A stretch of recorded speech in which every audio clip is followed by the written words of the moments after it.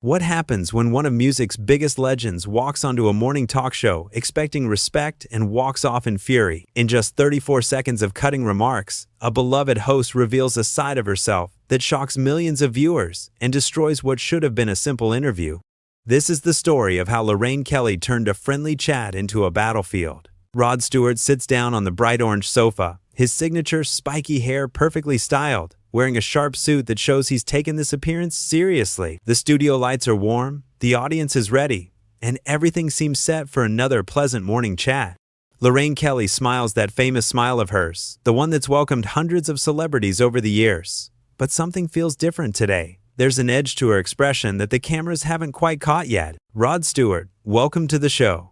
Lorraine begins, and her voice has that sugary quality that sounds friendly but feels hollow.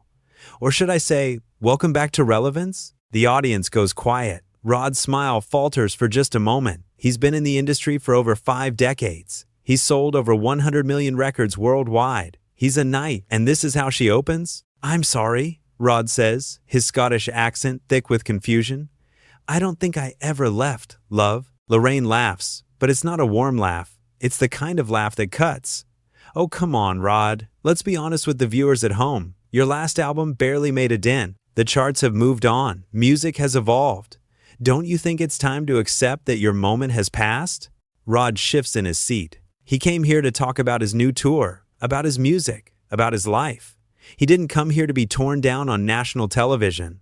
"My last album went platinum," he says calmly, trying to keep his composure. "I've got a tour selling out arenas across the country.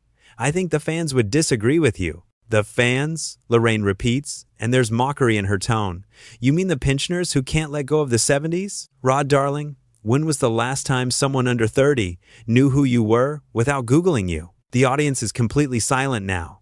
This isn't banter. This isn't the playful teasing that morning shows are known for. This is an attack, plain and simple. Rod's jaw tightens. His hands grip the arms of the sofa. "I've got fans of all ages," Rod says, and his voice is steady, but you can hear the anger building underneath. "I was just at a festival with 50,000 people singing every word. Young people, old people, everyone in between. Music doesn't have an expiration date, Lorraine. Doesn't it though?" Lorraine leans forward and her eyes have this gleam in them like she's enjoying this, like she's planned every word. "I mean, look at you. You're what, 78? 79? Still wearing those tight trousers, still doing that little strut across the stage. Don't you think it's a bit sad? A bit desperate?" Rod's face flushes red. "I'm 79 years old, and I'm still performing because I love it, because people want to see me. There's nothing sad about doing what you're passionate about." "Passionate," Lorraine says with air quotes, actually making the gesture with her fingers. "Is that what we're calling it? Because from where I'm sitting, it looks like someone who can't accept that their time is up. You're clinging to fame like a life raft, Rod. It's uncomfortable to watch." "That's out of order," Rod says, and his voice rises now. The calm is cracking. "You invited me here. I came in good faith. And you're sitting there insulting me, insulting my career, insulting my fans. What's this about, Lorraine? What have I ever done to you?" Lorraine sits back, crossing her legs, looking entirely too pleased with herself. "Oh, don't be so sensitive. I'm just asking the questions everyone else is thinking. Someone has to have the courage to tell you the truth." "The truth?" Rod's voice is loud now, echoing through the studio. "The truth is, I've had a career most people can only dream of. The truth is, I'm still selling out shows while other people are sitting behind desks, judging people they could never measure up to. You want to talk about relevance? When's the last time you did anything that mattered?" The audience gasps. Lorraine's face changes. The smugness drains away and is replaced by something uglier. Anger. Real anger. "How dare you?" Lorraine snaps. "I've been on television for over 30 years. I've built a career on connecting with people, on being authentic, on being real, something you wouldn't know anything about with your dyed hair and your fake tan and your manufactured image." "Manufactured?" Rod stands up now, pulling the microphone off his lapel. "You've been manufacturing this whole interview. This was a setup from the start. You brought me here to humiliate me, to make yourself look clever at my expense." "Well, congratulations, Lorraine. You've shown everyone watching exactly what kind of person you are." "Sit down, Rod," Lorraine says, but her voice wavers. She's losing control of the situation and she knows it. "We're not finished." "Oh, we're finished," Rod says, dropping the microphone on the sofa. I'm not sitting here while you take cheap shots. I've given decades to this industry. I've earned my place. And I don't need to justify myself to someone who thinks tearing people down is entertainment. Lorraine stands up too, trying to regain authority. You're being ridiculous. This is live television. You can't just walk off. Watch me, Rod says, and he turns toward the exit. The cameras are still rolling, capturing every second of this disaster. Fine, Lorraine shouts after him, and her voice is shrill now, desperate. Run away like you always do. Run back to your bubble where everyone tells you how wonderful you are. But the rest of us live in reality, Rod. And in reality, you're a has-been clinging to glory days that are long gone. Rod stops. He turns around slowly. When he speaks, his voice is quiet, but it carries through the entire studio. You know what's sad, Lorraine? It's not that I'm still performing at 79. It's that you're so miserable with your own life that you have to tear down someone else to feel important. I feel sorry for you. I really do. And with that, he walks off the set. Just walks right off. The stage manager is frozen, not knowing what to do. The cameras keep rolling because nobody has told them to stop. Lorraine stands there alone on her set, her mouth opening and closing like she wants to say something but can't find the words. Well, she finally says, trying to laugh it off, but it comes out wrong. I suppose that's one way to avoid tough questions, but the damage is done. The audience sits in stunned silence. Nobody's buying her attempt to spin this. They all saw what happened. They all watched her attack a guest for no reason. Watched her try to humiliate a music legend on live television. Behind the scenes, the producers are panicking. The phones are already ringing. Social media is exploding. This is going to be everywhere within minutes, and not in a good way. Back on set, Lorraine tries to continue. Let's take a quick break, she says to the camera, but her hands are shaking. She's rattled. She thought she was being provocative, edgy, brave. She thought she was calling out someone who needed to be challenged. But she miscalculated badly. Rod Stewart didn't need to be challenged. He didn't come on the show with an inflated ego or outrageous demands. He came as a professional, ready to talk about his work, ready to share stories with the viewers. He came in good faith, and Lorraine treated him like a punching bag. The thing about Rod Stewart is that he's been famous since before Lorraine was born. He's dealt with real criticism, real challenges, real controversies. He's been through divorces, battles with record labels, health scares, media storms. He's survived it all because he's genuine. Because underneath the rock star persona is someone who actually loves what he does and respects his fans. So when Lorraine came at him with her prepared attack, expecting him to wilt or play along, she didn't realize who she was dealing with. Rod Stewart didn't become a legend by backing down. He didn't sell millions of records by letting people walk over him. He's got a spine made of steel and a confidence that comes from 50-plus years of proving himself. Lorraine, on the other hand, seemed to think her position as a morning show host gave her the right to say whatever she wanted. She forgot that respect is earned, not demanded. She forgot that her job is to make guests feel welcome, to bring out their stories, to create moments that viewers enjoy. Instead, she created a moment that viewers will remember for all the wrong reasons. The break ends, and Lorraine comes back on screen. Her makeup has been touched up, but she looks shaken. Apologies for that, she says, trying to sound breezy. Some people just can't handle honest conversation, but let's move on to our next guest. Honest conversation. That's what she's calling it. As if there was anything honest about her attack. As if ambushing someone with insults and mockery counts as journalism. The viewers at home aren't buying it. They're already switching off, tuning out, making their feelings known. What Lorraine doesn't realize yet is that this moment is going to define her. Not the 30 years of good interviews, not the charity work or the warm moments or the time she got it right. This is what people will remember. This is the clip that will be replayed over and over. Rod Stewart walking off her show because she crossed a line that should never have been crossed. In the dressing room, Rod is already gathering his things. His manager is on the phone, fielding calls from media outlets wanting a statement. Rod waves him off.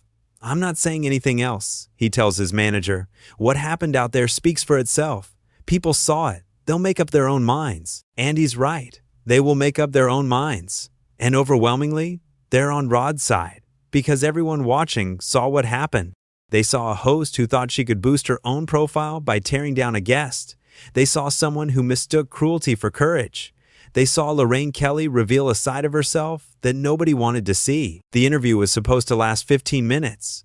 It lasted barely 5 before imploding. 5 minutes that will be dissected and analyzed for days, weeks, maybe even years to come. 5 minutes that prove what happens when you forget the basic rule of hospitality, which is to treat your guests with respect. Rod leaves the building without looking back. Outside, fans who heard what happened are already gathering, shouting support. "We love you, Rod," they call out. "You're a legend." He waves at them, manages a smile, and gets into his car. Back in the studio, the show continues, but it's hollow. Every segment feels forced. Lorraine's smile looks painted on. The energy in the room has died. Everyone knows this show is over in more ways than one. The rest of the segments don't matter. This morning will be remembered for one thing only: the moment Lorraine Kelly destroyed her own reputation in 34 seconds of cutting remarks. The questions pile up fast. Why did she do it? Was it planned? Did she think Rod would just take it? Did she believe viewers would side with her? Was this some misguided attempt to seem tough? To prove she could take on anyone? Or was it something more personal? Some grudge nobody knew about? None of the answers matter now. What matters is what everyone saw. A talk show host who forgot her role. A celebrity who maintained his dignity under attack. A walkout that was completely justified. And a reminder that respect isn't optional just because you're on your own show. Lorraine tried to make Rod Stewart look small. Instead, she made him look dignified. She tried to paint him as desperate and past his prime. Instead, she showed everyone that he's still got fire, still got self-respect, still knows when to walk away from toxicity.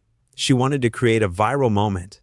She got one, just not the way she intended. The irony is thick.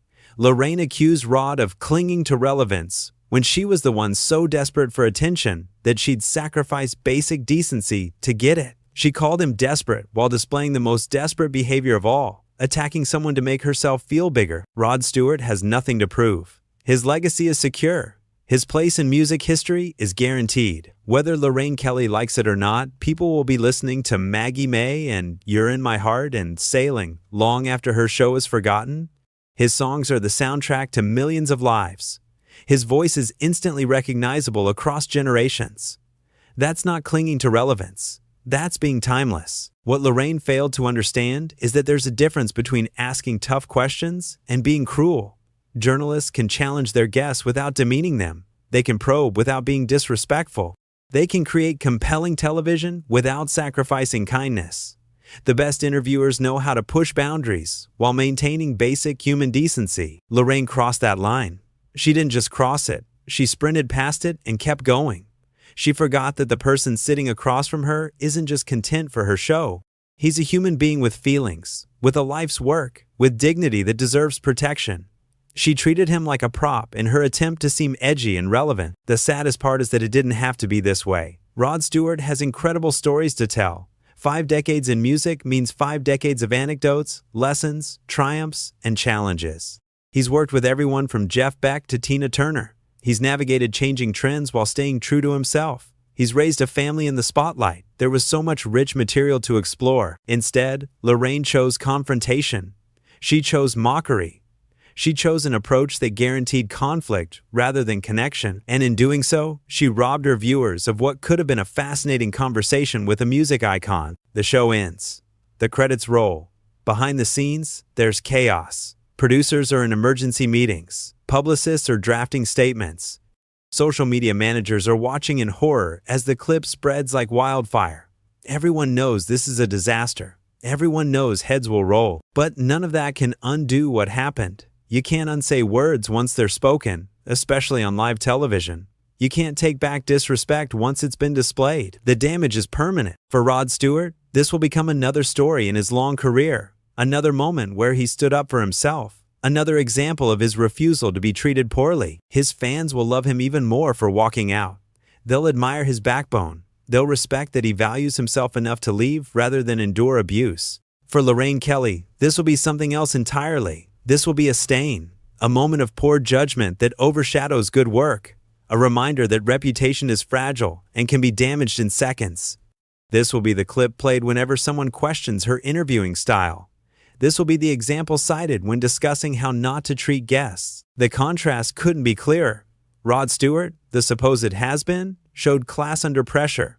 Lorraine Kelly, the experienced professional, showed none. The rock star acted like a gentleman. The morning show host acted like a bully. The person being attacked maintained composure. The person doing the attacking lost all control, and that's what makes this story so compelling. It's a role reversal. It's an upset. It's the moment when everything we expected to happen didn't happen. We expected a light, fun interview.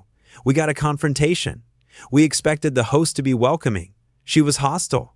We expected the guest to promote his work graciously. Instead, he had to defend his entire existence. The phones at the studio haven't stopped ringing. Viewers are calling to complain.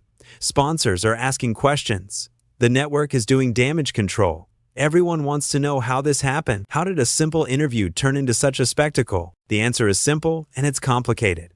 Simple because Lorraine made a choice to be disrespectful. Complicated because understanding why she made that choice requires looking at ego, insecurity, pressure, and the toxic culture that sometimes rewards controversy over quality. But those are explanations, not excuses. At the end of the day, Lorraine Kelly sat across from Rod Stewart and chose cruelty.